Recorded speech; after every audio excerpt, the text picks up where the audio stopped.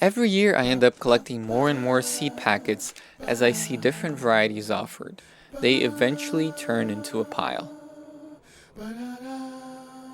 For some really odd reason, I always end up with lots of radish seeds and some other seeds I haven't used throughout the years.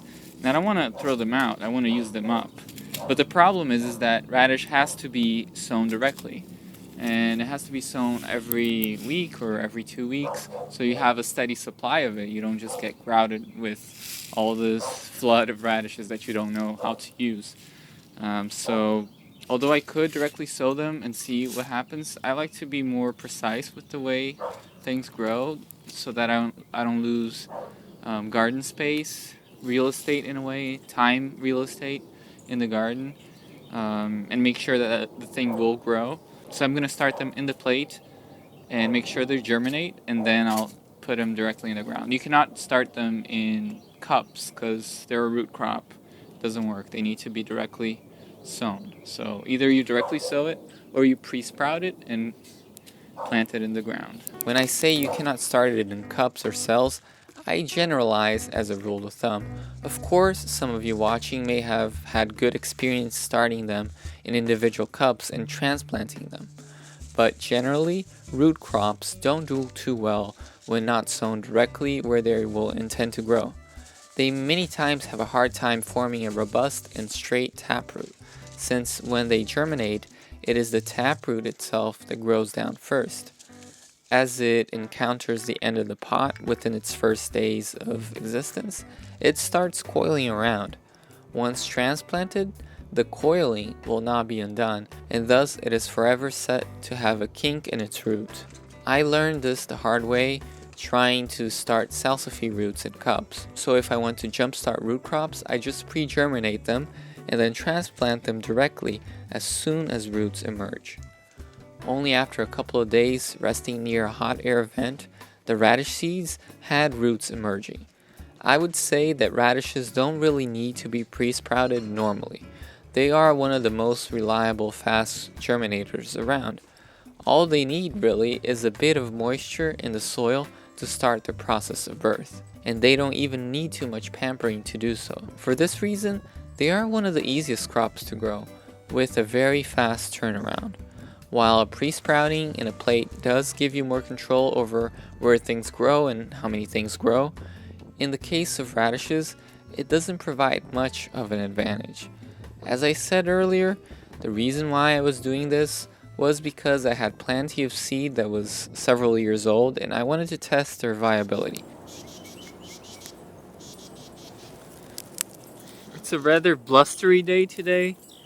Not the nicest ones to be sowing radish or any kind of crop, but radish will grow in cold weather, so it's one of the first crops to grow.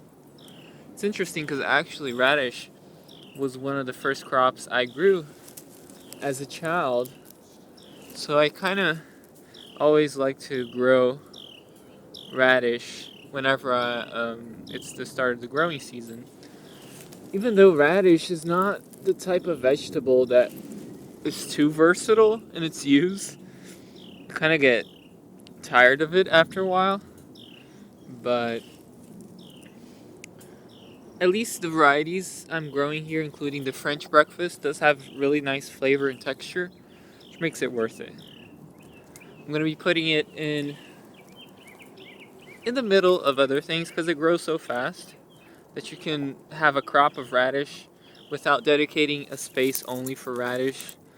And it's good to always be rotating and planting a little bit every week. That way you have a continuous crop. And one thing I'm going to try this year is not to let it just grow too much and even harvest it when it's too young and just eat it small. It's important to keep it watered later on. If I do that, then I'll have a good crop of radish. The key trick to growing radish is timing and watering. Sun exposure is also important. They like to have at least 6 hours of direct sun to form bulbs, but since they are a cool season crop, they don't like hot temperatures above 80 degrees. They also need lots of water, but they can never be sitting in a waterlogged soil. They must have crumbly soil that is well draining with enough organic matter. If these conditions are not met, they may grow large leaves and flower without ever producing nice bulbous roots. They grow best in spring, but can also do well in fall. Summer is not a great season for them. Coming up in the next block, I will share what happened to my radish right after this commercial.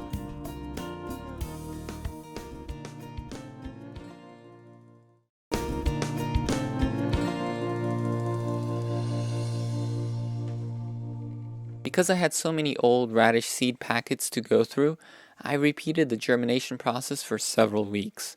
My plan was to stagger the growth of the radish to have a continuous supply for several weeks instead of one huge glut. If I were to sow all my radish seeds together at once, I risked having a sudden tsunami of spicy roots followed by an inevitable army of flowering plants I was unable to pick and use in time. Under the ideal conditions, radish can be ready for picking in just around 30 days or so. So, by sowing a few seeds every week, I could guarantee a continuous supply. As much as I like radishes, and as much as they remind me of childhood, I'm not a consummate radish eater. I know they can be pickled, but I prefer them raw, so getting a great single harvest is never very useful. This may be a common mistake beginner gardeners commit.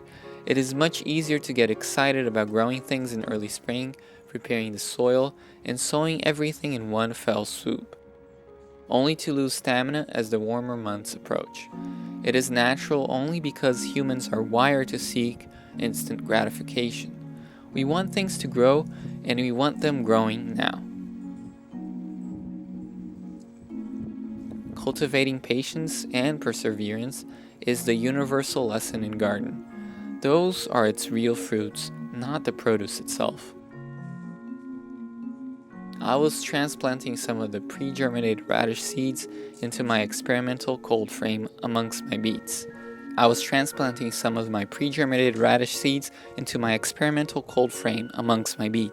The goal was to have the quick-growing radish use up the space before the beets really needed it.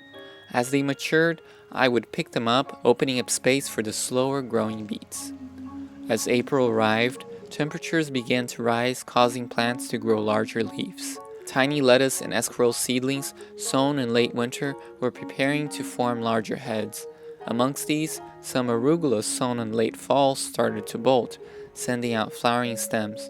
But the most encouraging sight was the compact radishes already enlarging their bulbous roots. I don't know about you, but I use radishes sparingly. They're more of a seasoning to a salad, and because of that, I like to sow them incrementally in small batches. This way of sowing them, amongst the other things, has helped me save space and be more productive. Now, radishes, you want them to be growing bigger roots fast and not have too much leaf production. That way you're going to have the crispest, most tender, and also least spicy radishes that are more enjoyable to eat. So if you're lucky and if you have good climate, a cool climate, and good watering and good soil fertility, you're going to get the nice roots. One important trick is to not over-fertilize radishes with nitrogen-rich sources.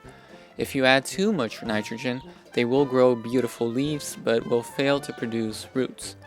Instead, start adding more mulch like straw and grass clippings. It will contain some nitrogen, which they do need, but not in overabundance like manure or chemical fertilizers. And while you may be tempted to wait longer for them to grow more, this is the perfect time to pick them when they're small like this. Just if you think you need more, just remember, sow more.